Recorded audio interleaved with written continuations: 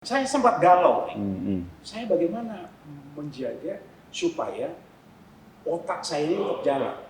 Kalau saya istilahkan brain exercise. Oke. Orang motor itu kan egaliter. Dia mau pejabat apa, jabat apa, begitu dia naik sadel, lo sama sama gua. Beberapa anggota dari Siliwangi Bandung Chapter ini begitu hebat. Dia tampil justru pada saat-saat kritis. Dalam usia katakan 3 tahun kita menghadapi keadaan seperti itu. Begitu muncul tokoh-tokoh dari mereka ini katakanlah kepemimpinannya, kepribadiannya itu muncul dan saya baca satu persatu. Akibatnya membuat bahwa semua member dari Siliwangi Bandung Chapter ini menjadi semakin kokoh. Cohesiveness-nya itu. Betul. Kuat sekali.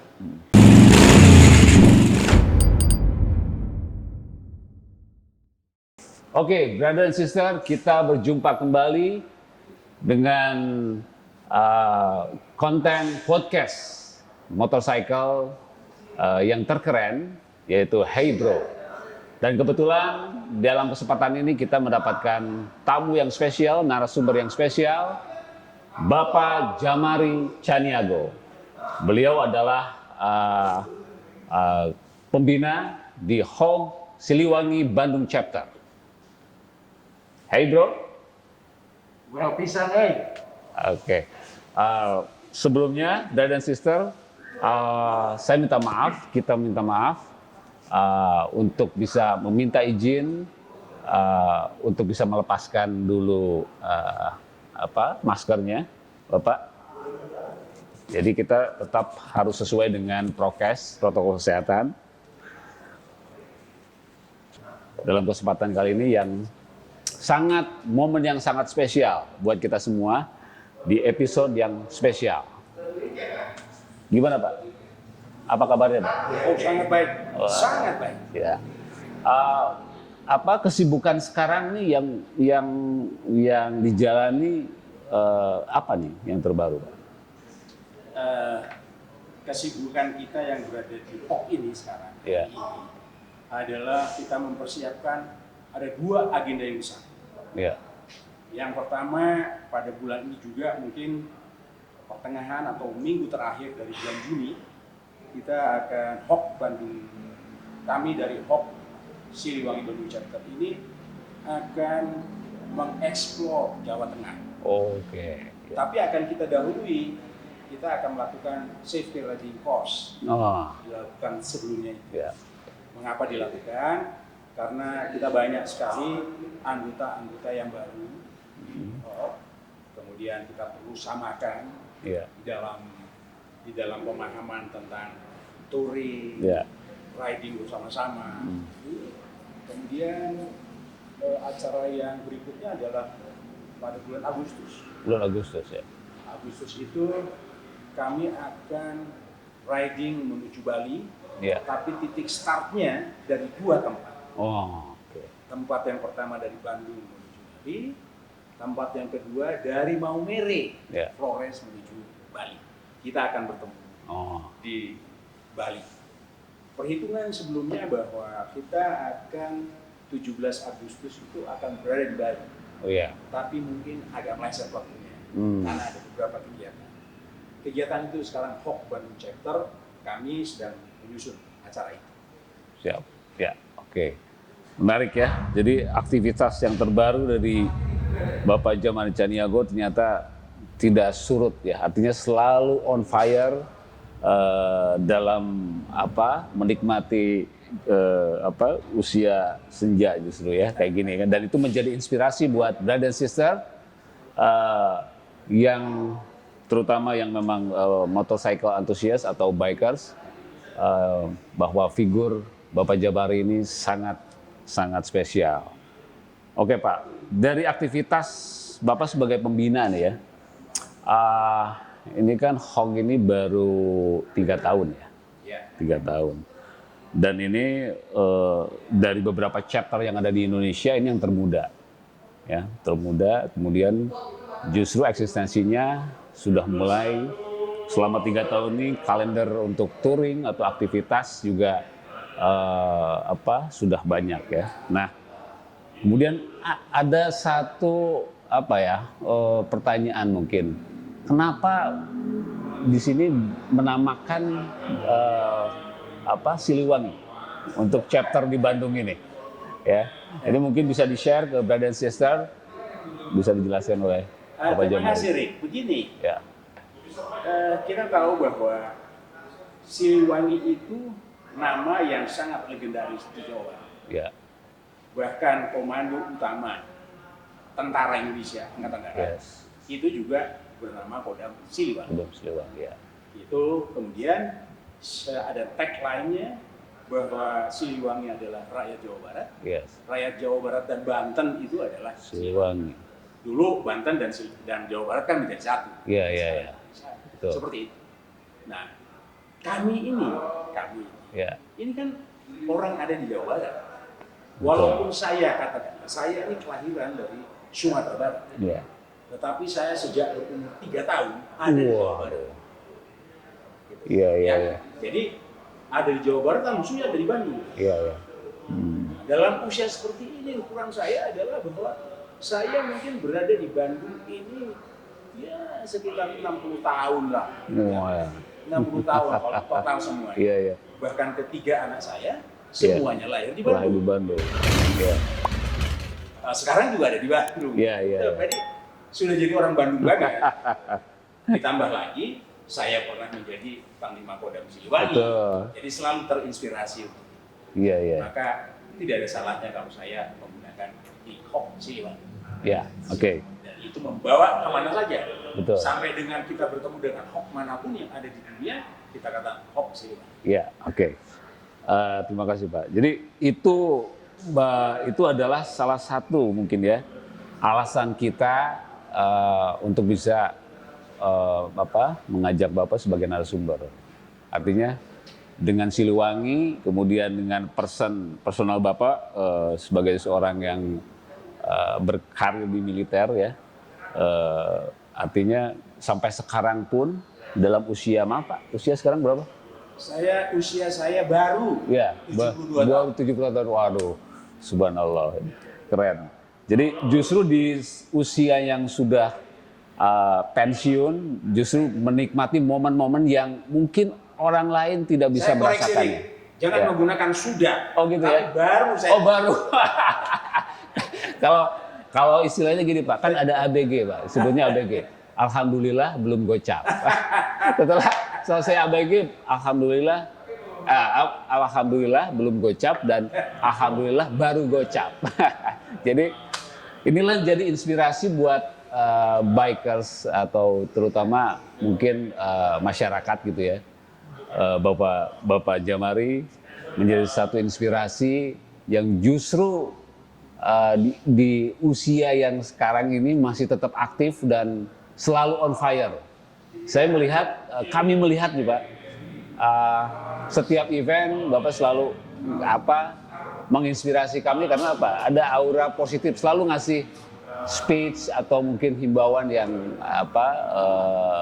bisa jadi insight buat para bikers kayak gitu kan. Nah itu mungkin oke ya. Tadi Siliwangi menjadi satu filosofi di dalam penamaan Harley Owner Group untuk Bandung chapter ya. Itu sangat menarik. Artinya di situ juga ada empati bahwa kalau misalnya menarik kembali filosofinya bahwa Siliwangi adalah rakyat Jawa Barat, rakyat Jawa Barat adalah Siliwangi.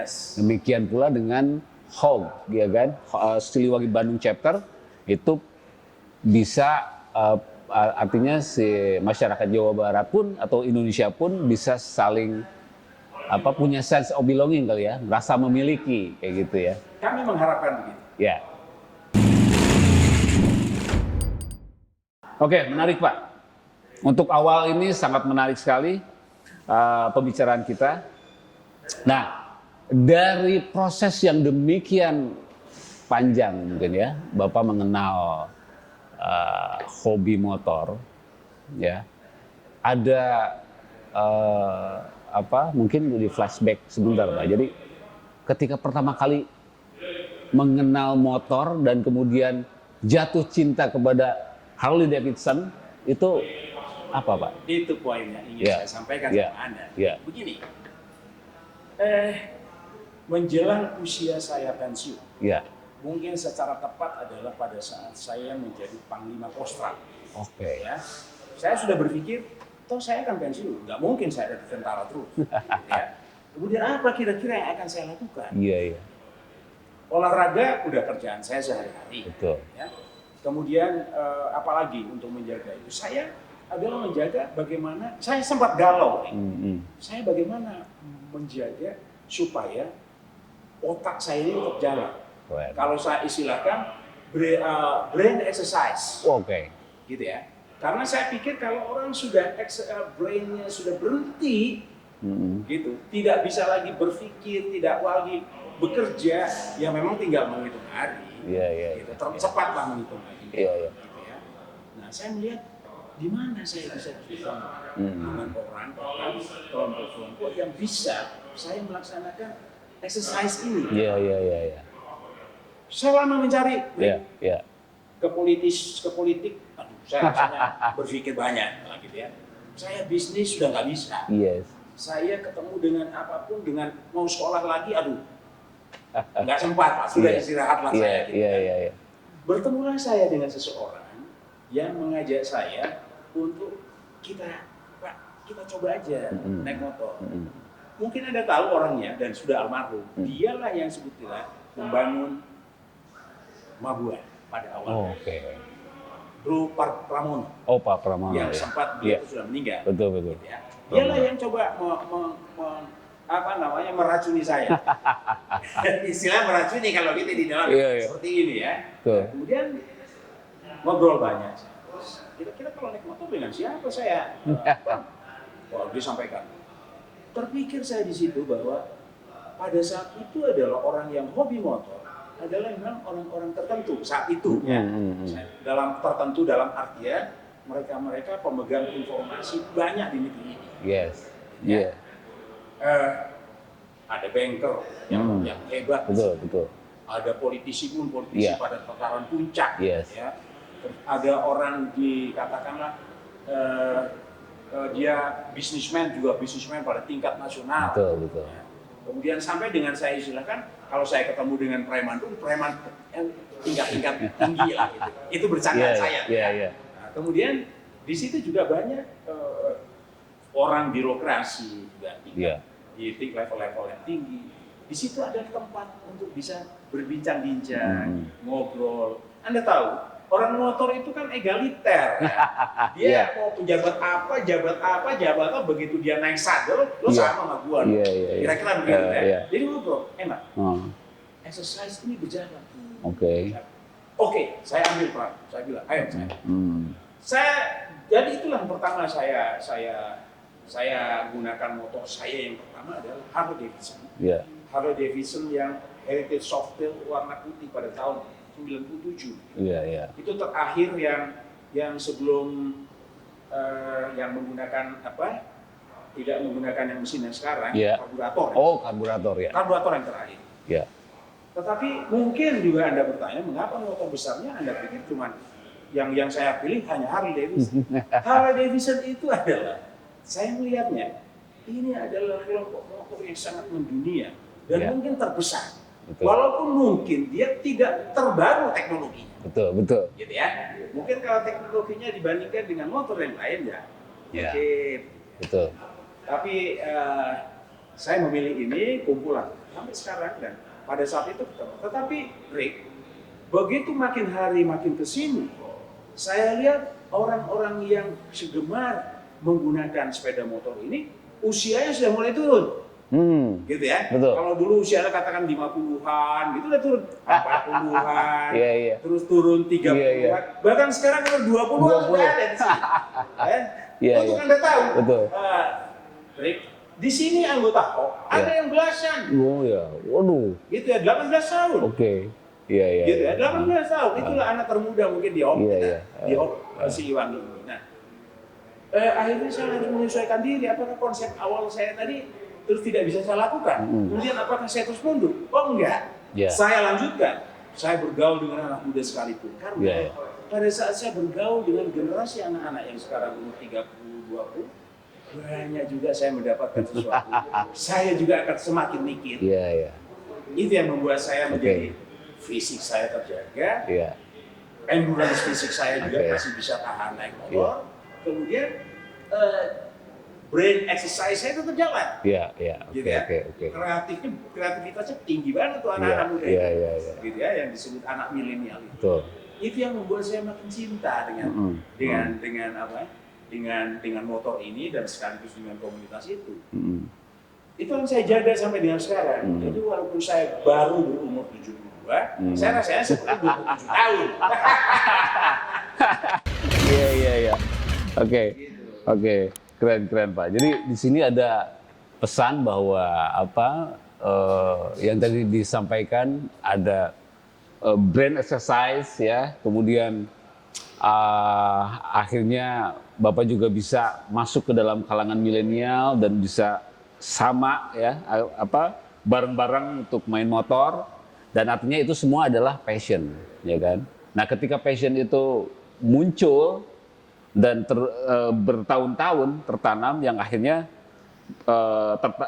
sekarang performance artinya puncak-puncaknya adalah HOG Bandung Siliwangi chapter ini. Artinya di situ Bapak banyak berkiprah, jadi menggabungkan passion sama lifestyle, dan kemudian untuk mengisi hari-hari yang momen-momen terbaik ini bisa bersama dengan bikers di SBC ini ya. Oke, menarik Pak. Ini bakal jadi inspirasi buat anak-anak muda ya, yang justru sangat menyukai Harley Davidson. Konsep atau prinsip apa ya yang Bapak tanamkan dalam diri, yang kemudian di share ke keluarga ya, dan kemudian di komunitas terutama di SBC ini, karena saya melihat bahwa Bapak ini menyatukan spirit antara passion, hobi, dan lifestyle ya. Nah, itu apa prinsipnya yang mungkin jadi akar Bapak untuk bisa selalu ditanamkan di komunitas dan keluarga? Mungkin saya tidak akan menjelaskan bagaimana dengan keluarga ya. Saya akan bicara dengan komunitas, dengan Siliwangi Bandung Chapter. Begini, mungkin Anda sudah tahu tentang kasus yang terjadi di ini pada kasus di Bukit Tinggi. Itu banyak sekali pelajaran yang kita dapat. Banyak sekali, baik ke dalam maupun keluar. Ke dalam misalnya, di situ penanaman esprit de corps, kebersamaan, keutuhan, soliditas dari organisasi ini semakin menguat, gitu ya, semakin menguat.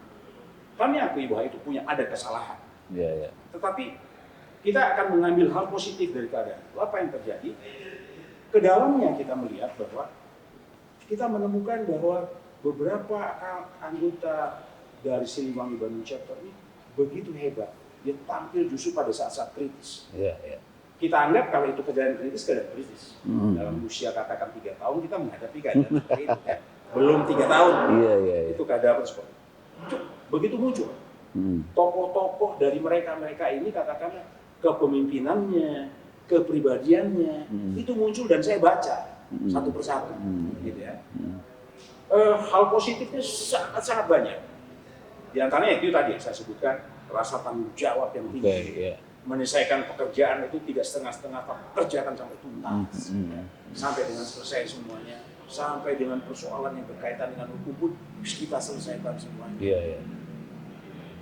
Akibatnya membuat bahwa semua member dari Siliwangi Bandung Chapter ini menjadi semakin kokoh. Cohesiveness-nya itu kuat sekali. Ini sangat perlu karena itu akan memunculkan satu kebanggaan yang wajar, dan tidak berlebihan, yang wajar. Itu ke dalam. Keluar, saya melihat keluar atau dari luar itu banyak sekali kita mendapat support dari rekan-rekan bikers di luar sana. Ya selalu wah kita doakan Pak, Bapak bisa menyelesaikan semuanya. Moga-moga Siliwangi bisa menyelesaikan persoalan ini, Bapak tabah Siliwangi supaya anggota Siliwangi tabah semua. Ada satu simpati yang besar. Yang saya duga tadinya tidak seperti itu. Dugaan pasti ini ada saja nih ngomong macam-macam lah gitu ya, yang kira-kira akan membuli lah ya. Rupanya tidak. Kalaupun ada, nggak bisa dihitung lah, kecil banget lah dibandingkan dengan sekian besarnya perhatian dan dukungan dari ini juga jadi soal. Kesimpulan apa yang saya dapat dari situ? Seperti yang Anda tadi tanyakan dari organisasi ini, saya berani mengatakan bahwa organisasi hobi seperti ini pun bisa dijadikan satu wahana pendidikan karakter. Karakter building ya. Betul. Di sini sebetulnya pendidikan karakter juga terbentuk. Tanggung jawab. Kemudian Anda bayangkan, mereka ini kan ada officer yang bertugas, misalnya ada yang touring officer, ada yang activity officer, ada dan sebagaimana. Kalau kita sedang riding, itu ada penugasan juga. Siapa yang menjadi road captain, siapa yang jadi sweeper, siapa yang menjadi security officer, siapa yang medical officer, itu semua. Nah, saya lihat muncul tanggung jawab yang sangat tinggi, muncul kemauan untuk menyampaikan, menunjukkan pekerjaan dia yang sangat bagus di antara mereka. Mengapa saya anggap ini bagus? Kalau seorang karyawan dia bekerja di satu perusahaan, dia bekerja baik, itu banyak tekanan dari luar. Iya kan, untuk KPI-nya, betul. Kalau enggak mungkin dia bisa ditegur, dikasih peringatan 3 kali, sampai tetap mungkin dikeluarkan, atau mungkin gajinya dipotong dan sebagainya. Di sini kan tidak. Tetapi itu muncul dari diri masing-masing. Jadi dia bukan ditekan dari luar, tapi ada desakan dari dalam. Saya ingin menyampaikan sesuatu yang paling baik untuk kami. Kira-kira begitu.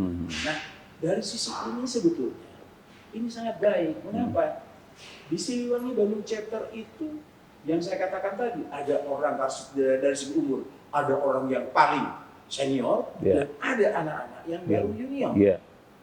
Rentang ini sangat luas, sangat luas, sangat beda. Bagaimana kayak kita berbicara dengan sesama orang senior, bagaimana dengan anak yang belasan, 20-an, 30-an, sangat beda. Nah, ini yang menarik, menantang buat saya sebetulnya. Bagaimana pendekatan yang akan masuk kepada kelompok-kelompok seperti ini, sangat menarik.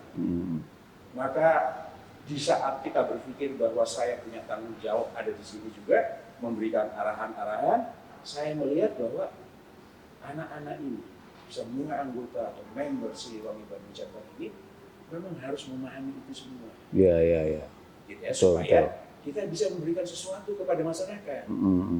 Gitu. Jadi kalau di Siliwangi Bandung Chapter ini ada satu tagline-nya mengatakan bahwa let's ride and have fun, dan let's ride and share. Gitu ya. Nah, kalau kita riding, ya nikmati betul lah itu. Gitu ya, nikmati betul. Patuhi semua lalu lintas. Nah, begitu juga let's ride and share. Share ini bukan hanya kita melakukan charity, tapi share dengan sesama pengguna jalan. Gitu ya. Nah, oleh sebab itu ditekankan betul setelah pengalaman-pengalaman yang begitu banyak kita dapat. Akhirnya saya katakan bahwa jangan sekali-kali kita mempersulit orang sesama pengguna jalan bersama dia. Kalau kita pun dipersulit oleh orang lain, jangan kita membalas kesulitan itu. Kalau itu kira-kira membahayakan kita, berhentilah kita. Biarkan lewat dulu mereka. Begitu. Itu dari mana didapat? Itulah dari kasus yang sangat bernilai buat kami. Walaupun bernilai seperti itu, memang korbannya juga enggak kecil, besar itu korbannya. Tapi kami biasa saja. Kami melihatnya dari sisi positif. Itu yang saya sangat senang melihat reaksi, respons dari semua anggota. Setelah itu kita tidak pernah bicara apa-apa lagi. Jalan semua. Baik yang memang menjadi member yang yang memang harus mempertanggungjawabkan secara hukumnya juga biasa-biasa saja. Dia memberikan pengalaman-pengalaman yang sangat menarik. Kan apabila berkumpul kadang-kadang jadi bahan pembicaraan yang ketawa-ketawa begitu kan. Tapi bukan berarti menyepelekan itu, bukan. Hanya mempersoalkan apa yang kita dapat dari semuanya. Seperti itu, Rick. Jadi saya pikir taruhlah organisasi-organisasi lain, hobi, apalagi secara spesifik kita bicara motor, juga punya anggapan atau harapan di situ menjadi wahana pendidikan karakter, that's why. Ya, keren. Kita akan menjadi baik. Siap, keren. Oke.